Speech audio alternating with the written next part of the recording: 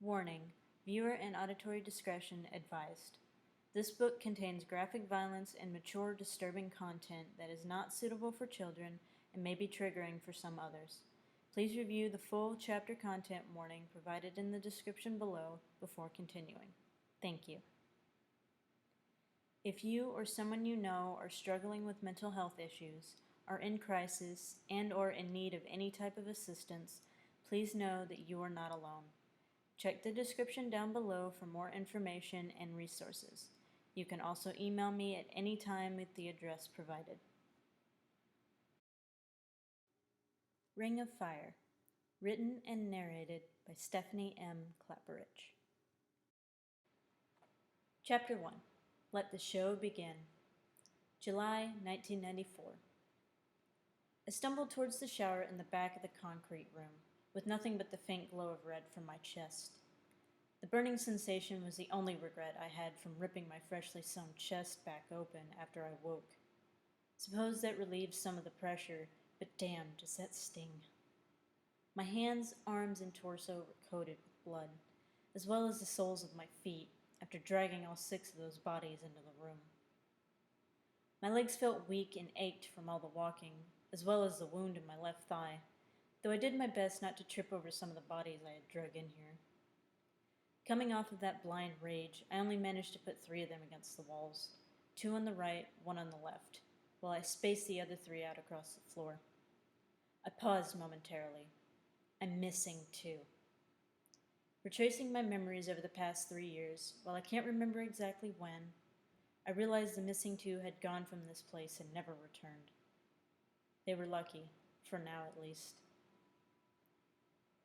After finally reaching the tub, I flipped the faucet handle, awaiting the usual lukewarm water to rush down from the shower head. I plugged up the drain and after a moment, stepped in and sat, allowing my entire body to soak and rest.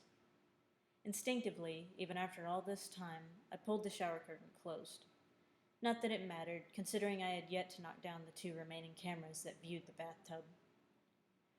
I never liked how the high water pressure felt like tiny shards of glass piercing my skin. I didn't mind after a while, though. My skin was already numb from all the pain, and it was better than being hosed down anyway. When the tub reached about halfway full, I stood up and began scrubbing my hair. I'm sure glad they always decided to keep the length about an inch past my ears, or I would have had one hell of a rat's nest by now. For the most part, they managed to keep the innocent appearance I arrived here in. At least, they were smart enough to keep it well with my face and hair. Properly behaved, with a nice trim and shiny clean face. No exceptions, no mistakes. Well, I have my own hands and a pair of scissors now.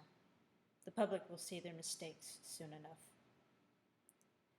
I scrubbed my face, neck, and shoulders free of the bloodied grime before grazing over the artificial heart in my chest. The feeling instantly made my stomach drop. The words I witnessed flashing across that control screen were now flashing through my head. Then I grew more ill, when the thought of who was on the other screens came to mind. All of those people, petrified in merely a second from the push of a button. Just what were they planning on doing after they got done with me? Shaking off the terror, I finished scrubbing down my legs, careful not to hit the wound on my thigh too hard, and gently cleaned off my penis. Even that feeling made me ill. My own touch began to feel cold and unnatural, but I suppose I wouldn't have to worry about that much longer. The captors I hated were dead by my own hands.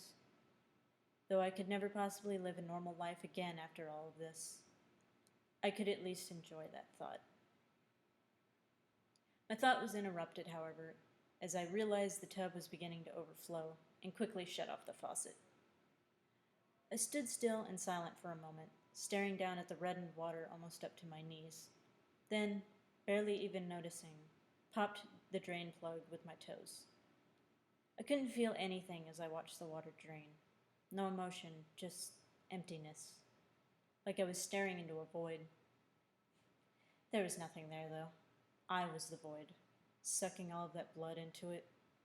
I was ready for the next step, but it was too soon. Preparations must be made first.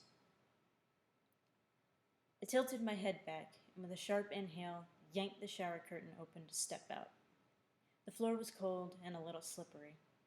I carefully ran to the bedroom area, narrowly avoiding the blood pools that were forming from the bodies. There were never any clean clothes left these days, so I had to settle for whatever I could find in those old broken drawers. I pulled out a dusky, bluish-green shirt with several stains and forced the drawer back shut. The shirt was long enough to cover me, thankfully, and was soft, but the fabric was far too thin for comfort. I grabbed the blanket from my bed for an extra layer and walked toward the entrance to the room, still tiptoeing over the blood trails. As my arm extended to grab the handle of the door, I looked back at the remains of my regained dominance. A sense of pride mixed with nausea tensed my body. Grasping the handle tight, I exhaled and pulled the door shut, then locked it. Finally, I got rid of those bastards. The work wasn't done yet, however. With almost a month left before the scheduled reopening, there was no time to waste. With my earlier thoughts about my captors' deaths alongside my future plan returning to me, I felt myself begin to smile as my hand pressed against that rusted metal door. Now, ladies and gentlemen, the real show begins.